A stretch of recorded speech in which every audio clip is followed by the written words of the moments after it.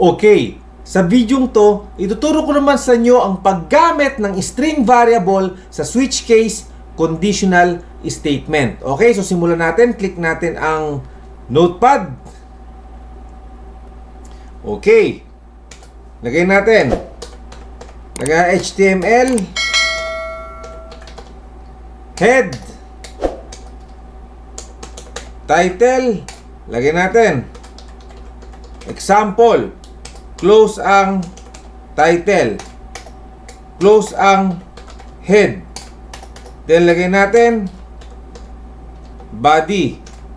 Then, lagay natin script type equals text JavaScript. Okay. Now, maglalagay tayo dito ng variable. So, ang variable name na ilalagay natin ay name na rin. Okay? So, lagay natin var name equals prompt.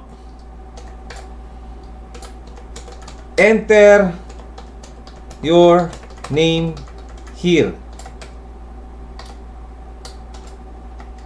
Okay. Now, lagay natin dito switch. Then, tawagin natin yung variable name na name. Okay, then, open curly brace. Lagay natin case. Then, tawagin natin yung variable name. Name equals. Lalagyan natin ngayon ng fixed value. Ang fixed value na ilalagay natin, uppercase. Okay? Then, lagyan natin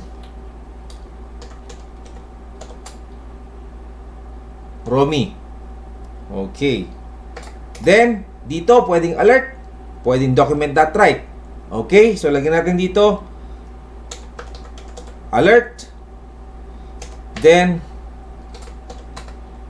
my name is Romy. Then, lagay natin break. Then again, another case name equals, lagyan natin reach.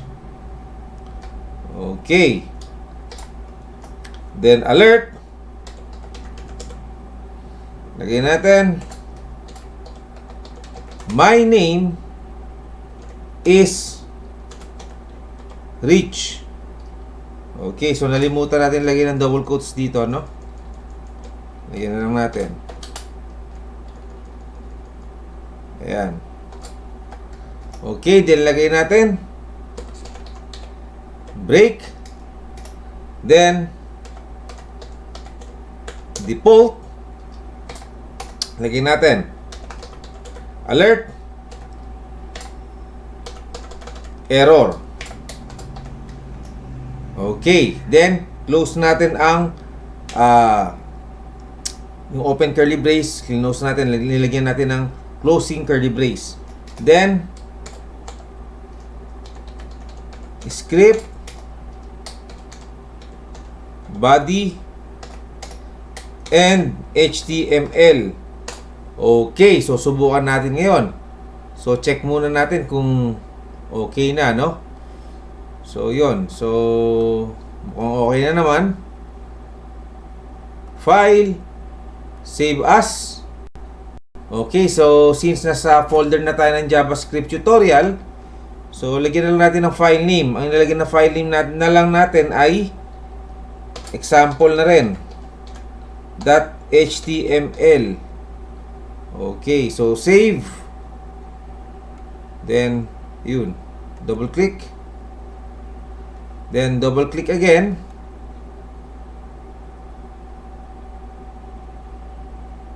Ayun.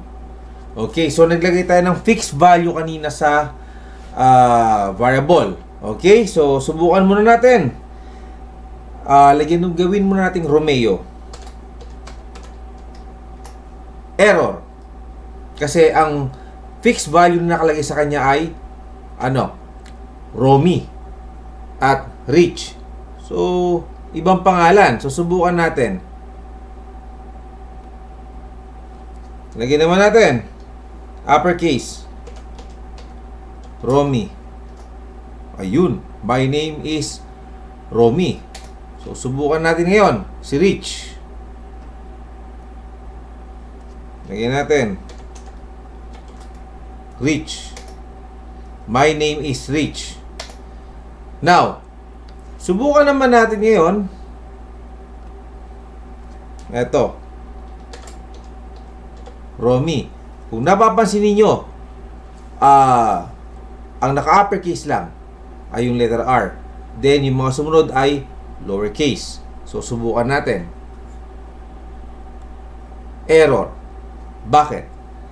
Kasi, ang fixed value niya, tulad ng sinabi ko kanina, or nung ginawa natin is, naka-uppercase lahat.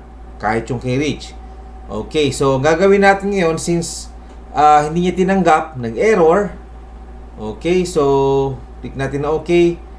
Then, ang gagawin natin ngayon. So, dagdagan natin to.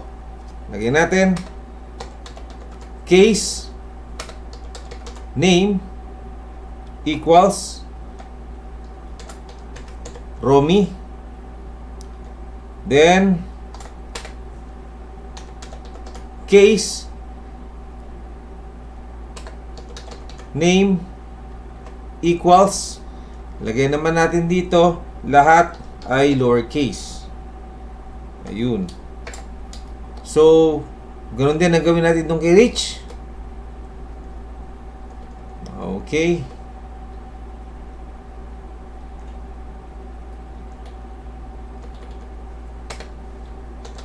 Case name equals Rich. Then case name equals Rich. Okay, so kung wala namang problema sa nakikita nating code, click natin ang File, Save. Okay, susubukan natin ngayon. Refresh. Okay, susubukan natin yung Romy. Ayan. My name is Romy. So, tumama na, di ba? Okay, then lowercase lahat. Ayan. So, okay na, di ba? Subukan natin i-reach.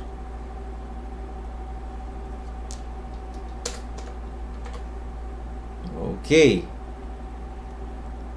My name is Rich. And, puro lowercase lahat. Ayan. My name is Rich pa rin.